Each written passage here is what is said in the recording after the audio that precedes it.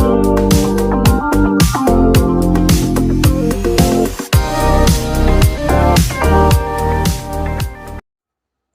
semua, salam sejahtera Malaysia. Tuan-tuan dan puan yang amat dihormati sekalian, seperti yang kita tahu, pada pilihan raya umum ke-15 yang lepas, terdapat beberapa kemenangan kepada calon yang diragui dan akhirnya petition difailkan untuk beberapa kawasan. Nah, saudara-saudara, seperti yang kita tahu, salah satu ahli parlimen yang menang ataupun calon yang menang dari parti Perikatan Nasional ataupun Bersatu, di mana satu keputusan sama ada Datuk Mas Ermiati Samsudin kekal ataupun tidak sebagai ahli parlimen akan diketahui pada tarik ini, yaitu pada 27 Oktober. Nah, tuan-tuan dan puan, adakah di sini Muhyiddin Yassin sebagai Presiden Bersatu dan sebagai pengerusi Perikatan Nasional berkemungkinan akan hilang satu lagi kerusi di dalam blok pembangkang. Tuan-tuan dan puan yang amat dihormati, satu artikel dari harapandaily.com.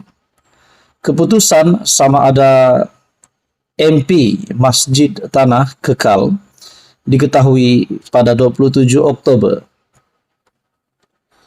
Hakim Datuk Abu Bakar Qatar membuat keputusan petition pilihan raya itu apabila pihak pempetition memohon menutup kes selepas gagal mengemukakan saksi penting untuk perbicaraan. Peguam pempetition Rosfina Rahmat berkata, waran tangkap terhadap pengerusi Armada Bersatu Akmal Zahin Zainal Zahir gagal diserahkan kepadanya walaupun beberapa kali coba diserahkan oleh polis, dengan kali terakhir pada 11 September lalu. Akmal Zahin, seperti dalam bukti-bukti video, menunjukkan pemberian wang dilakukannya dan dia adalah saksi penting kita. Jadi hari ini, kerana tidak dapat melaksanakan waran tangkap itu, maka kami menutup kes. Mahkamah kemudian menetapkan 3 tarik penting, yaitu hujahan pihak-pihak secara bersama pada 9 Oktober, sementara jawapan hujahan pada 16 Oktober dan keputusan akhir pada 27 Oktober, katanya kepada pemberita selepas prosiding mahkamah di Melaka. Artikel ini pada 25 September. Nah, tuan-tuan, keputusan sama ada satu ahli parlimen dari Bersatu ataupun Perikatan Nasional, status beliau, jawatan beliau sebagai MP akan diketahui. Sama ada beliau kekal sebagai MP ataupun tidak akan diketahui pada 27 Oktober. Artikel dari harapandaily.com. Sekian saja untuk kali ini. Teruskan bersama di dalam channel ini untuk info yang seterusnya. Halo semua, tuan-tuan dan puan. Sebelum ini kita mendengar tentang Himpunan Selamatkan Malaysia yang dianjurkan oleh Perikatan Nasional. Ada yang kata himpunan ini tidak perlu diadakan. Bahkan KPN sebelum ini, Ketua Polis Negara Tan Sri Razaruddin Hussain juga berkata, orang ramai tidak digalakkan untuk datang ke perhimpunan tersebut.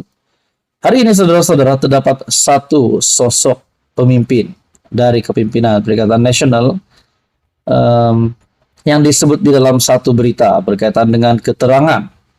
Satu artikel dari BH Online, Himpunan Selamatkan Malaysia. Fadli Syari beri keterangan pagi ini. Ketua Pemuda Perikatan Nasional PN Ahmad Fadli Syari mengesahkan beliau sekali lagi dipanggil untuk memberi keterangan di Balai Polis Dang Wangi jam 11 pagi ini berhubung Himpunan Selamatkan Malaysia pada 16 September lalu. Artikel ini pada 26 September. Ahli Parlimen Pasir Mas itu berkata, ia kali ketiga beliau dipanggil memberi keterangan dalam tempo sebulan ini. Menurut artikel ini, saya akan hadir ke Balai Polis Dang Wangi jam 11 pagi untuk memberi keterangan berhubung isu Himpunan Selamatkan Malaysia pada 16 September lalu. Ini kali ketiga diminta memberikan keterangan kepada pihak polis dalam masa sebulan ini. Alhamdulillah, pihak polis sangat profesional dalam menjalankan tugas. Namun kerana ada laporan, siasatan perlu dibuat, katanya menerusi hantaran Facebook. Nah, saudara-saudara, sebelum ini, berkaitan dengan Himpunan Selamatkan Malaysia, tercetus dari pelbagai isu, yaitu berkaitan juga dengan isu DNA Ahmad Zaid Hamidi. Nah, ada yang berkata Himpunan Selamatkan Malaysia ini tidak perlu diadakan. Nah, akhirnya ada juga berkata Himpunan Selamatkan Malaysia ini tidak mempunyai kelulusan untuk adakan perhimpunan. Nah, pada akhirnya saudara-saudara, akhirnya Ketua Pemuda PN dipanggil polis untuk memberikan keterangan untuk kali yang kedua menurut artikel ini. Katanya lagi pihaknya akan memberi memberi kerjasama untuk membantu siasatan. Kita bagi kerjasama dan pihak sana teruskanlah buat laporan dan tekanan. Mana tahu tiba-tiba jadi pembangkang semula, tidak peluang pula nak bagi tekanan, katanya. Pada 20 September lalu, Ketua Polis Kuala Lumpur, Datuk Alauddin Abdul Majid berkata, pihaknya mengenal pasti 28 individu untuk dirakam keterangan bagi membantu siasatan berhubung himpunan itu mengikut Akta Perhimpunan Aman 2012.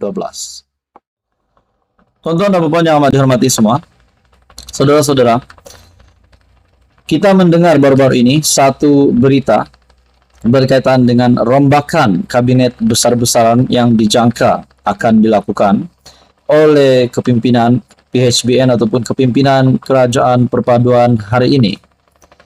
Ataupun kita boleh kata Datuk Seri Anwar Ibrahim dijangka akan membuat rombakan kabinet besar-besaran.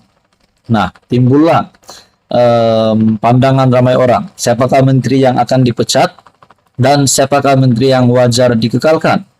Saudara-saudara, akhirnya dalam satu artikel dari BH Online mengesahkan 4 individu ataupun saya boleh katakan 4 pemimpin ataupun lebih akurat 4 ketua setiausaha bertukar kementerian. Dalam artikel ini, kerajaan mengumumkan pusingan kerja dan pelantikan baru beberapa pengurusan tertinggi perkhidmatan awam berkuat kuasa esok, dan artikel ini pada 25 September. Pengumuman dibuat Ketua Setiausaha Negara Tan Sri Muhammad Zuki Ali dalam satu kenyataan. Ketua Setiausaha KSU Kementerian Sumber Manusia Datuk Seri Dr. Zaini Ujang ditukarkan sebagai Ketua Setiausaha Kementerian Kesihatan KKM. Datuk Seri Isham Ishak yang kini menjawat jawatan KSU Kementerian Pelaburan berdasarkan Kementerian Pelaburan, Perdagangan dan Industri ataupun MITI akan bertugas sebagai KSU Kementerian Pertahanan. Manakala KSU Kementerian Perdagangan Dalam Negeri dan Kos Sara Hidup KPDN, Datuk Azman Muhammad Yusof bertukar sebagai KSU Kementerian Perpaduan. Manakala KSU Kementerian Perpaduan, Datuk Norida Abdul Rahim ditukarkan ke Jabatan Wilayah Persekutuan sebagai Ketua Pengarah. Timbalan KSU MITI, Hairil Yahri Yaakob dilantik sebagai KSU baharu kementerian berkenaan. Saya mengucapkan syabas dan tahniah di atas pelantikan ini dan percaya dengan kemampuan pegawai yang dilantik untuk terus memacu kecemerlangan kementerian serta agensi dalam menjayakan agenda Malaysia Madani, kata Muhammad Zuki.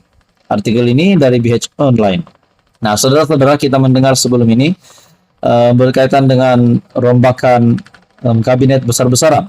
Bahkan dalam beberapa ulasan ataupun pemerhatian dari beberapa peneliti politik ataupun pemerhati politik juga menyebut bahwa Datuk Seri Anwar Ibrahim sebagai Perdana Menteri seharusnya tidak takut untuk memecat ataupun menggugurkan menteri-menteri yang tidak bekerja ataupun menteri-menteri yang tidak berfungsi. Ini adalah untuk kebaikan Kerajaan Perpaduan juga supaya masih dapat mampu berkuasa sehingga bukan saja pada PRU 16 tetapi sehingga selepas PRU 16. Saudara-saudara, apa komen Anda berkaitan dengan berita hari ini? Teruskan bersama di dalam channel ini untuk info yang seterusnya.